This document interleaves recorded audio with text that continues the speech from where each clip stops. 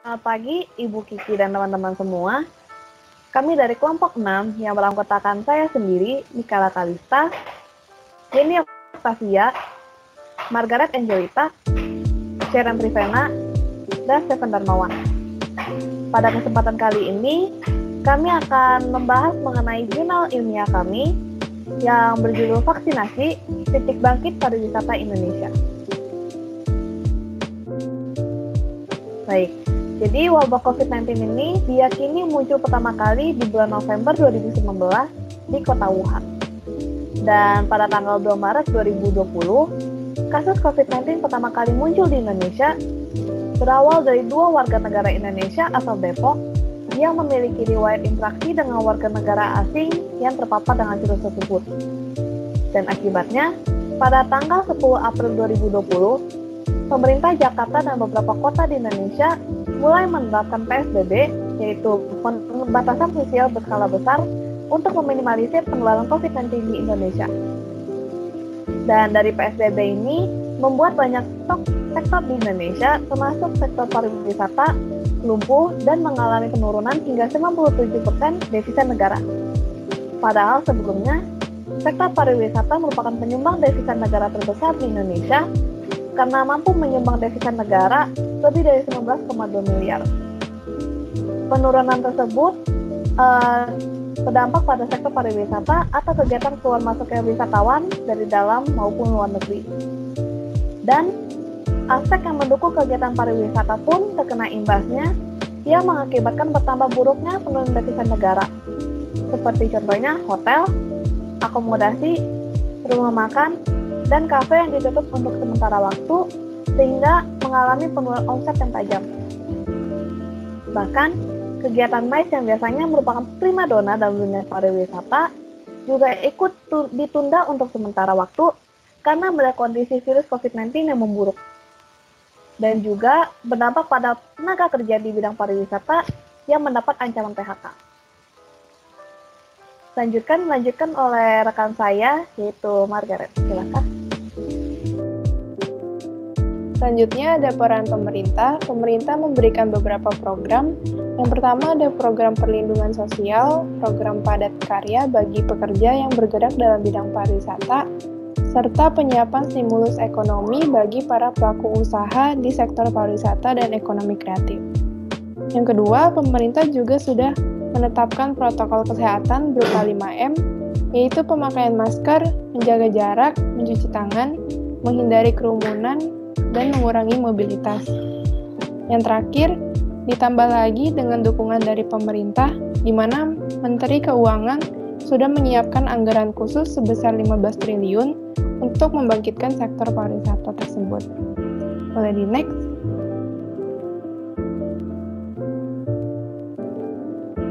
Selanjutnya ada vaksinasi dari COVID-19. Jadi pada awal Maret tahun 2021, vaksinasi di Indonesia sudah dilegalkan dengan beberapa jenis vaksin, yaitu seperti Sinovac, AstraZeneca, dan Bio Farma. Di antara 3 vaksin ini, ada satu yang sudah mendapatkan sertifikat atau emergency use list dari WHO. Banyak orang yang percaya bahwa dengan adanya vaksinasi, pandemi COVID-19 akan segera usai dan sektor pariwisata akan dibuka kembali. Nah, dengan adanya vaksinasi serta bantuan pencegahan penyebaran COVID-19, banyak sektor yang sudah bangkit kembali, terutama sektor pariwisata sendiri. Boleh di next.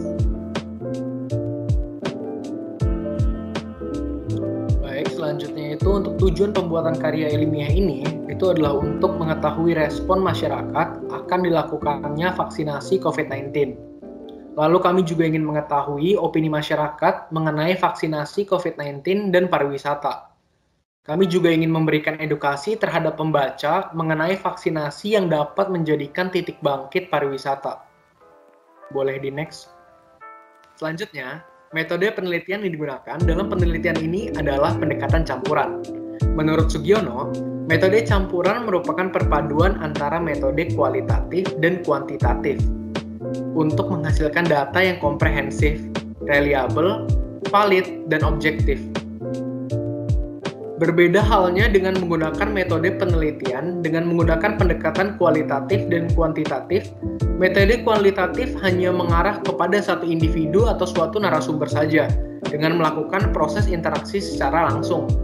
Selain itu, pengumpulan data yang dilakukan hanya berfokus kepada opini seseorang saja, sedangkan metode kuantitatif, informasi yang didapat berasal dari sampel berupa masyarakat luas, namun hanya memperoleh data numerik, sehingga dapat disimpulkan bahwa penggunaan metode campuran lebih efektif dibandingkan metode penelitian lainnya.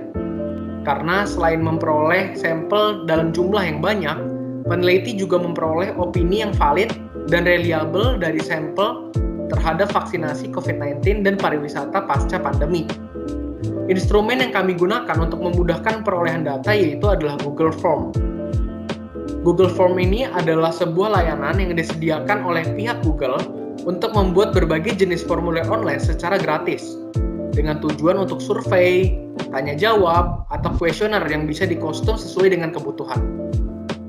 Baik, boleh dilanjut oleh rekan saya. Baik, karena kami menggunakan kuesioner sebagai alat untuk mengumpulkan data, maka kami membuat beberapa pertanyaan yang akan kami ajukan dalam kuesioner tersebut. Dan pertanyaan ini bertujuan untuk mendapatkan atau menggiring opini masyarakat mengenai vaksinasi dan juga tentang pariwisata. Berikut adalah daftar pertanyaan yang kami ajukan. Yang pertama, apakah Anda sudah divaksin?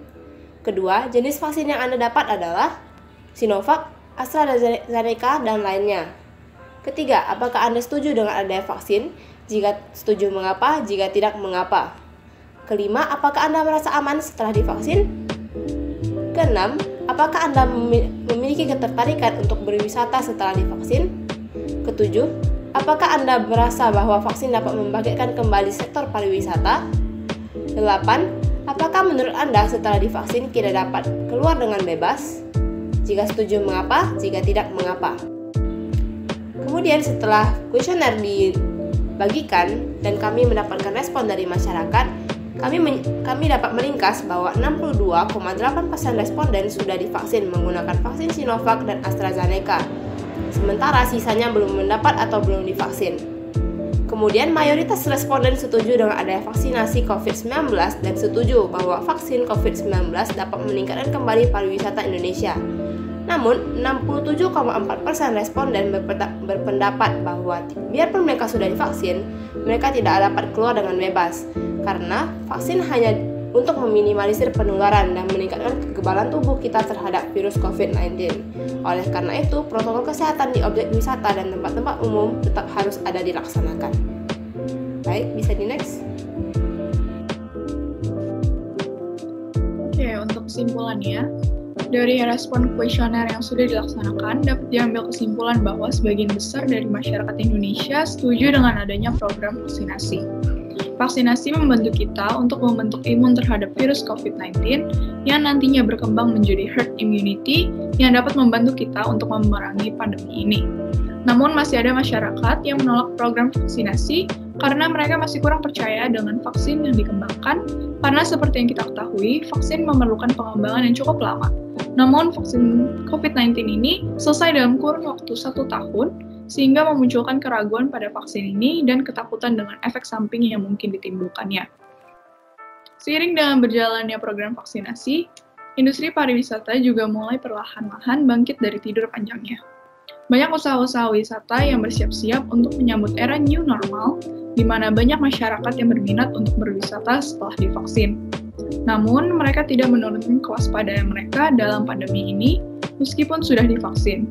Mereka berpendapat bahwa meskipun sudah divaksinasi, mereka masih berkemungkinan untuk terjangkit virus COVID-19, sehingga mereka masih berencana untuk stay at home untuk menurunkan resiko penularan virus dan untuk menurunkan angka penyebaran. Sekian dari kelompok kami, terima kasih.